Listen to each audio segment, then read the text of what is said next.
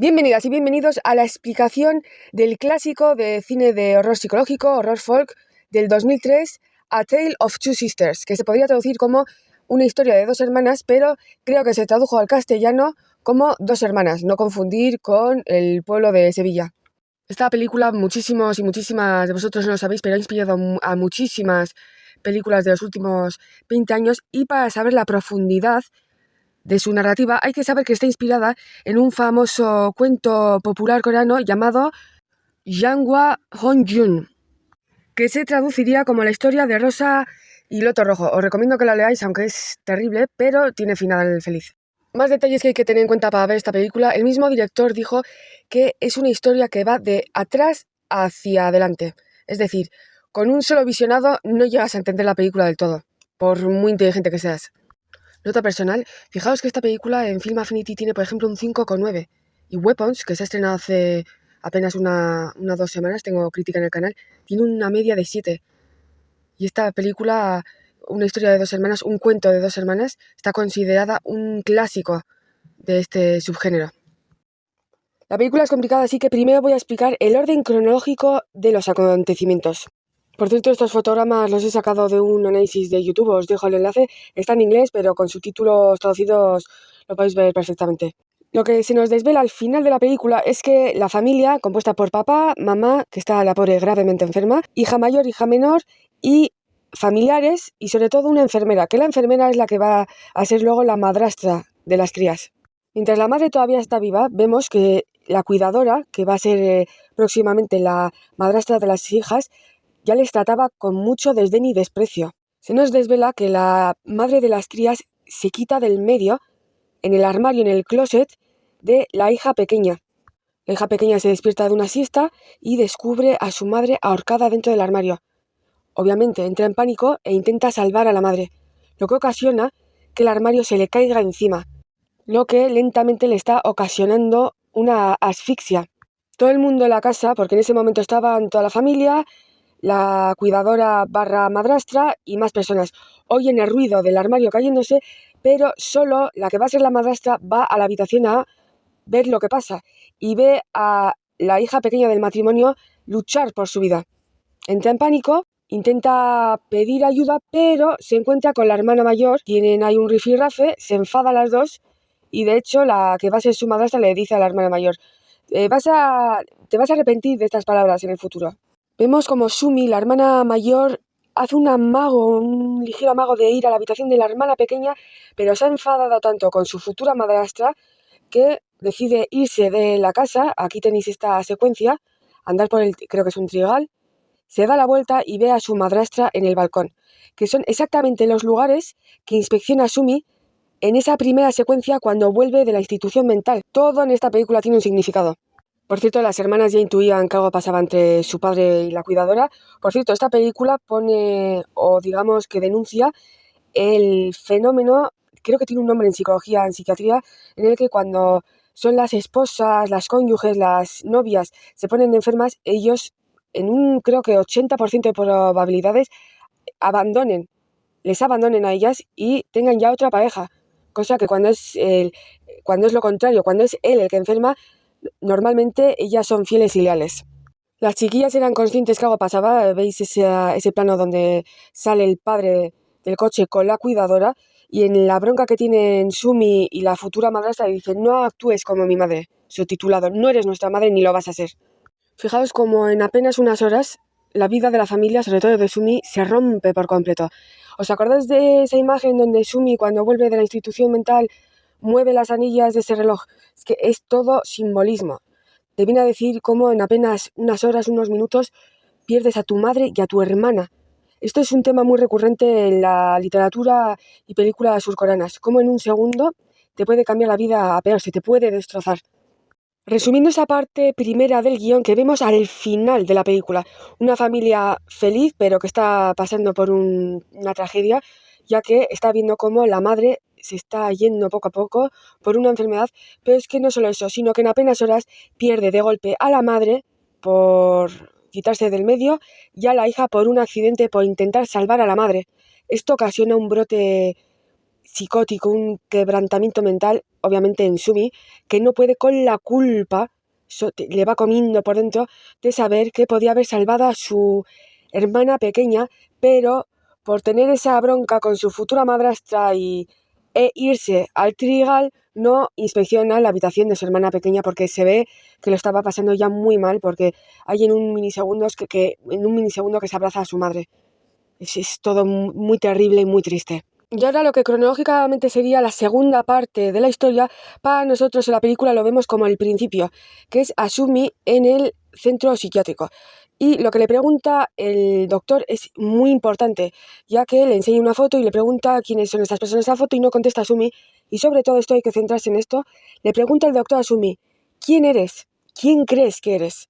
En el primer visionado muchísimas personas yo creo que no cayeron en este detalle de las preguntas, pero era una pista sobre el estado mental de Sumi después de la tragedia tan terrible que sacudió a la familia y sacudió psicológicamente a la protagonista, que es Sumi. Y es que ahora padece de un trastorno disociativo de la personalidad. Lo siguiente que vemos en la película es a Sumi volver de la institución mental con el padre y con la hermana pequeña a la casa familiar, donde se reúnen, desgraciadamente, con la madrastra que se ha vuelto a casar, que se ha casado con el padre se ha vuelto a casar.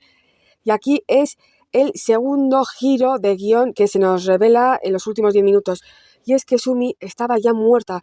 Todas las secuencias que vemos de Sumi al principio de la película y en el nudo, Sumi no está, Sumi había fallecido ya.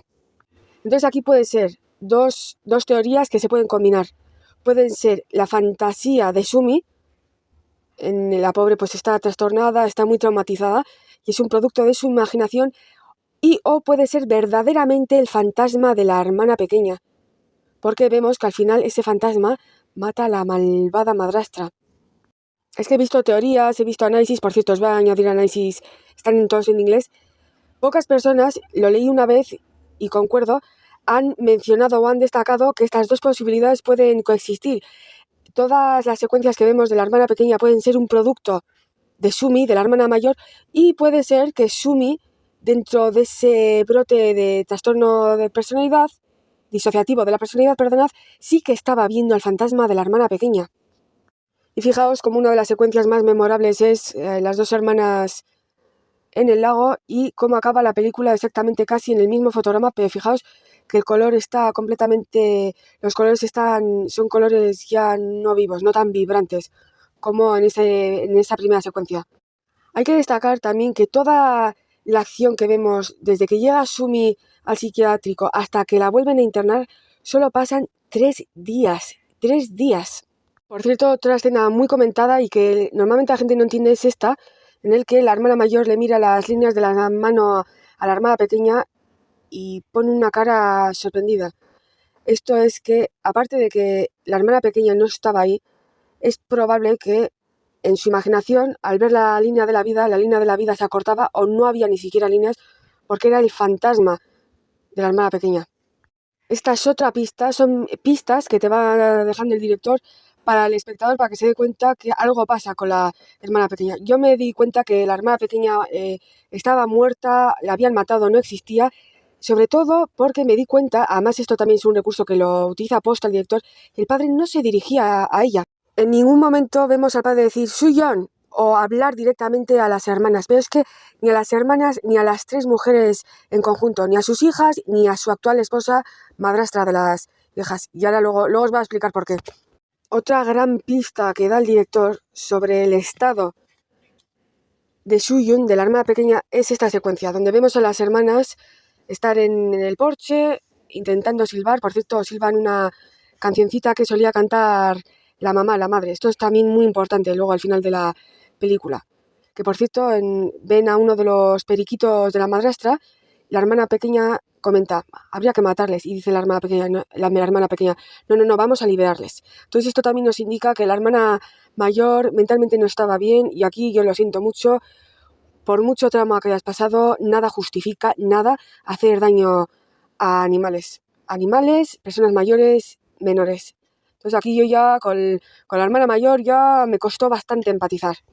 Están en el porche, hablan de lo que podrían hacer con los periquitos de la madrastra y viene el padre y la secuencia se parte tal que así. Dejan fuera la secuencia a la hermana pequeña y vemos como el padre solo se dirige a la hermana mayor.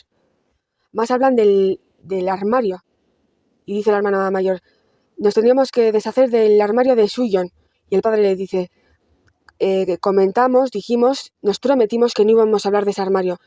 ¿Por qué? Porque es el armario donde se suicida a la madre y causa la muerte de la hermana pequeña.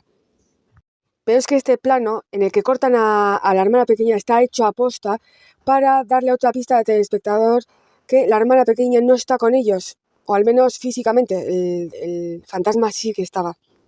Transcurren las horas, ya que, repito, desde que Sumi vuelve de la institución mental hasta que la vuelven a internar solo pasan 3 días. 3. Hay escenas costumbristas, pero con gran intensidad dramática, emocional, ya que vemos que madrastras y hijastras se odian a muerte. ¿Os dais cuenta también que el padre, cuando está discutiendo hija mayor con la madrastra, su esposa, las hermanas con la madrastra, nunca interviene? Nunca. Y eso que hay un momento que supuestamente la hija mayor le tira el té, la madrastra le dice auténticas barbaridades a la hijastra mayor, como, bueno, mirar fotos de tu madre no va a hacer la situación mejor, no te la va a devolver. Pero ¿sabéis por qué es? Porque la madrastra no estaba tampoco. El personaje de Unyu no está hasta el final de la película, donde se ve con traje gris, ya que en una de sus personalidades, disociando, Sumi asumía el rol de la madrastra. Por ejemplo, en esta secuencia donde vemos a Unyu quitándose el maquillaje, es en realidad Sumi quien asume el rol de madrastra, se quita el maquillaje y se mete, que esta secuencia juega un poco con el incesto. Se mete, aquí la estamos viendo, en la cama del padre, y por eso lo que vemos es al padre salirse de la cama y dormir en el sofá. Por ejemplo, la secuencia de la cena donde invitan a el hermano y a la esposa del hermano de la madrastra. Habíamos visto en la escena anterior cómo el padre estaba hablando con alguien por teléfono y le dice, bueno, ven, pero no va a mejorar mucho las cosas. Se supone, en ese primer visionado, que pensábamos que el padre estaba hablando con su cuñado, cuando no, en realidad estaba hablando con su esposa o exesposa, con la madrastra de las crías, pero esto lo sabemos luego. Pero bueno, en ese primer visionado pensamos que el padre de las chiquillas está invitado a su cuñado a pasar o a cenar, y luego unos minutos después su esposa le dice, joder, es que he invitado a mi hermana a cenar. Claro, aquí muchas personas dirán, pero esto, la continuidad, este guion está mal escrito. No, está hecho para confundir al telespectador, o una vez más. Pues si os acordáis de esta escena de la cena, que es primero da vergüenza ajena, luego tensa y luego es horrorosa, se ve a la madrastra comentando supuestamente anécdotas de la infancia de los hermanos. Y se le ve tanto al hermano como a la cuñada no riéndose, y le pregunta la madrastra, ¿pero no te acuerdas? ¿No te ríes? No, es que eso nunca pasó. ¿Sabéis lo que estaba pasando en realidad? Era Sumi haciendo el papel de la madrastra, hablando sobre anécdotas inventadas, creadas por sí mismas. Por eso, ya la estáis viendo, las caras del tío, de la esposa del tío y de su padre. Era Sumi ejerciendo el rol de la madrastra. Luego en esa escena, primero ya os digo, es vergüenza ajena, tensión, y luego una escena completamente dramática, ya que la esposa del hermano de la madrastra sufre un ataque epiléptico.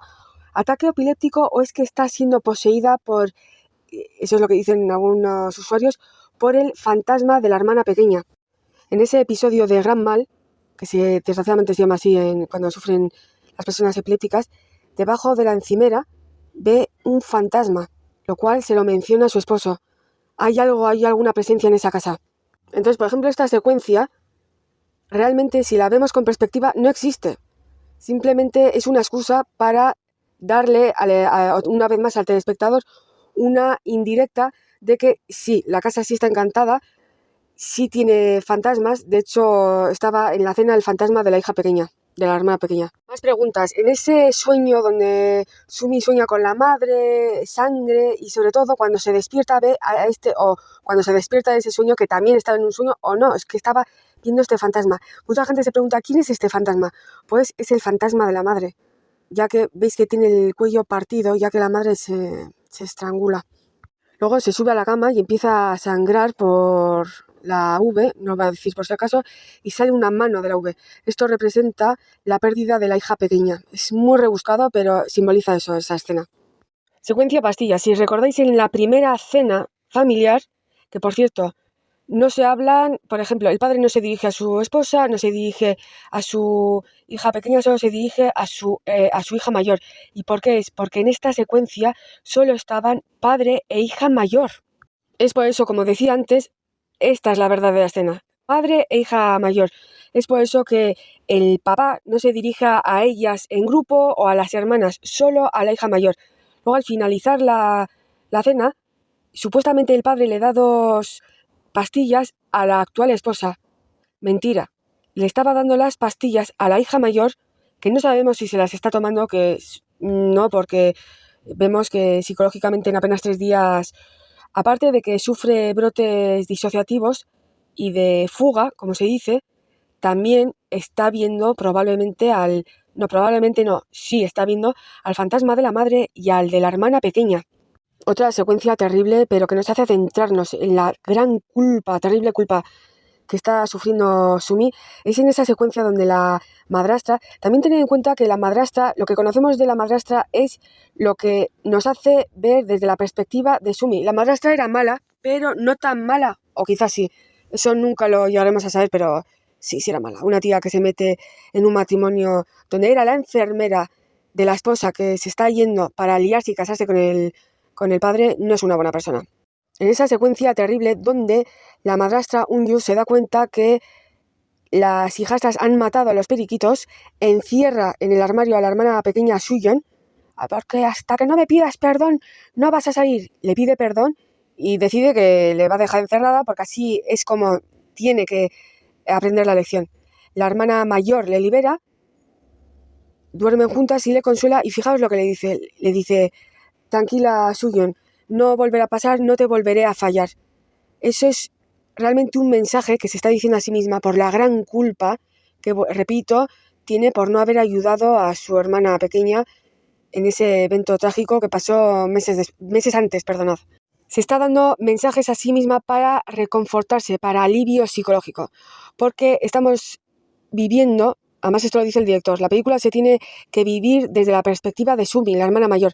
Estamos viviendo su brote con la realidad debido al trauma y al dolor y a la pena y a la culpa, pero en esta secuencia, dentro de ese brote, estamos viendo cómo empieza a sanar, ya que a ella misma se está diciendo, todo esto pensamos que se lo está diciendo a su hermana de verdad, pero es un mensaje a sí misma para aliviar esa culpa tan terrible. Después de ese terrible castigo, donde la madrastra ha encerrado a la hija pequeña en un armario, las hermanas lo confrontan con el padre. La hermana mayor Sumi le dice al padre, nos está maltratando, ha vuelto a meter a Suyeon en el armario. Vamos, Suyeon, díselo, díselo. Pero Suyeon no dice nada. Y el padre dice, bueno, basta ya. Suyeon está muerta. ¿Cómo? Está muerta. Ya, aclárate. Y lo siguiente que vemos es el plano enfocando a Suyeon y ver cómo el plano se mueve completamente. Quizás esto también simboliza el fantasma de Suyeon no darse cuenta que ha muerto. Entonces, en esta secuencia quizás sí que estaba el fantasma de Suyeon presente y por eso el plano se mueve como derrumbándose, porque igual quizás el fantasma de Suyeon no era consciente de que había muerto y ella pensaba, tipo cierta película, que estaba conviviendo con la hermana mayor y con el padre y con la madrastra. Así que al final del segundo acto se nos revela que Suyeon está muerta. Yo creo que este giro de los acontecimientos era bastante claro. Yo ya os digo, yo me di cuenta cuando el padre nunca se dirigía a la hermana pequeña, nunca, pero nunca. En el tercer día, Sumi se despierta de una pesadilla y lee que el padre se ha ido, que cierre la puerta, pero en esta secuencia demencial vemos cómo Sumi asume que la madrastra ha matado a su hermana pequeña y la ha metido en ese saco lleno de sangre y ha dejado ese rastro de sangre. Encuentra el saco, lo toca y se da cuenta que es la hermana pequeña. Y obviamente tienen una pelea. Madrastra e hijastra. Antes de la pelea, cuando Sumi se despierta de esa pesadilla y quiere buscar a su hermana, va a su habitación y vemos que la habitación está trincada, está cerrada, está clavada con clavos. Esto es importante porque luego un detalle se enlaza.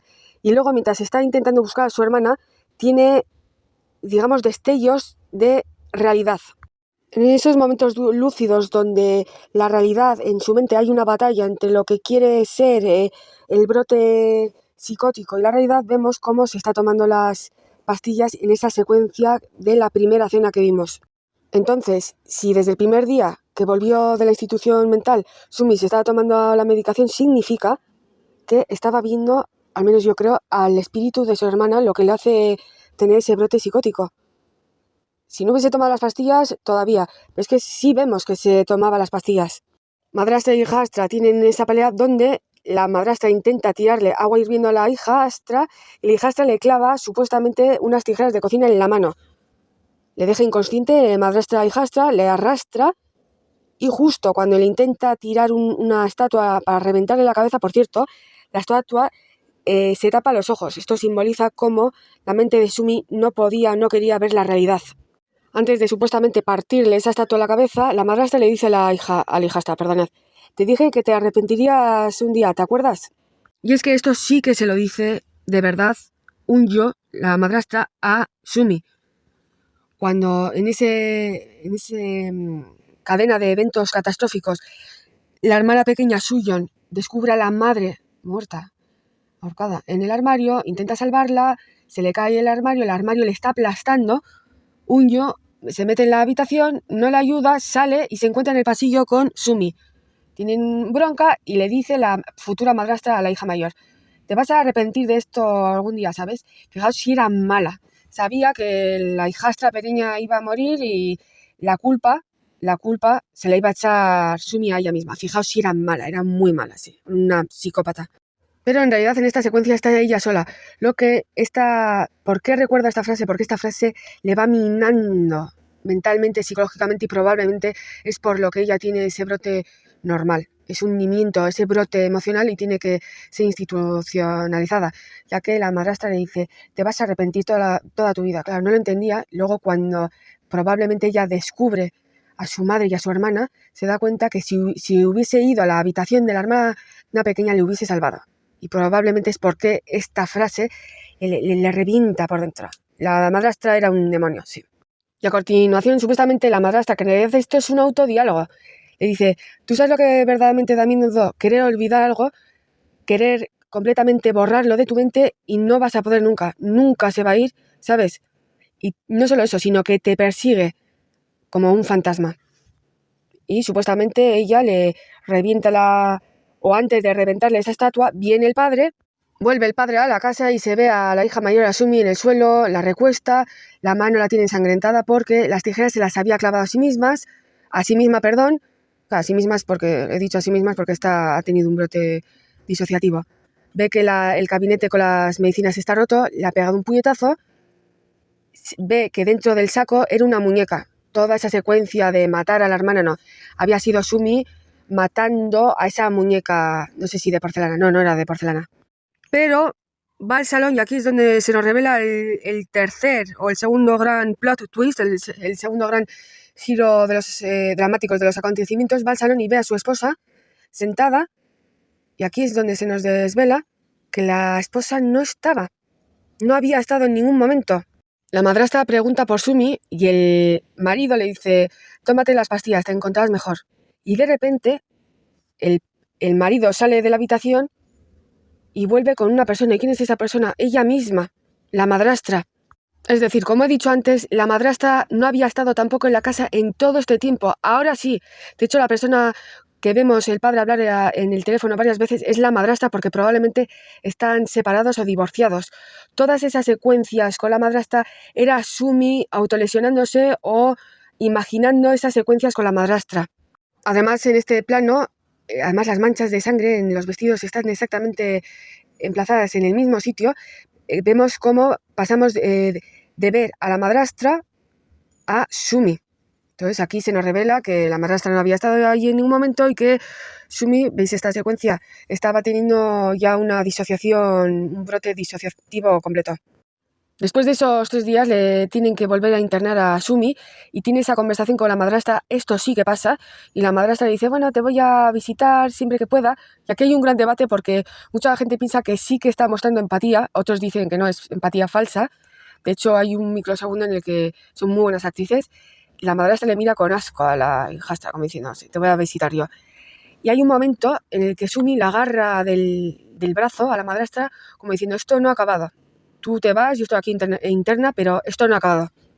La madrastra vuelve a la casa familiar y ¿os acordáis de estos clavos que trincaban la puerta de la habitación de la hermana pequeña? Pues ya los estáis viendo, están en el suelo. Esa habitación ya no está cerrada. Cuando entra en esa habitación se le ve vaho, es decir, en la habitación hacía mucho frío. Y vemos cómo fuera de cámara el fantasma de Soo-yeon acaba con la vida de la madrastra por venganza, por todo lo que hizo la familia y por no salvarle, porque yo creo que no quiso salvarle. Le pudo, pero no quiso. Y la secuencia siguiente es Asumi en el hospital, cayéndose una lágrima. Esto simboliza que ha hecho las paces, tanto consigo misma, con su hermana. Se perdona. Sabe que incluso la hermana no estando con ella, de algún u otro modo está con ella. Y la última escena es el principio cronológico que he explicado. Vemos a las hermanas columpiarse, vemos que ellas ven al padre salir del mismo coche con la futura madrastra y toda la tragedia, y acaba la película con esa secuencia de Sumi huyendo de la casa en el trigal y ella en el lago sola. Película muy, muy triste que, como he dicho antes, habla cómo el dolor, el trauma, la culpa pueden causar trastornos mentales, en este caso trastorno disociativo de la personalidad.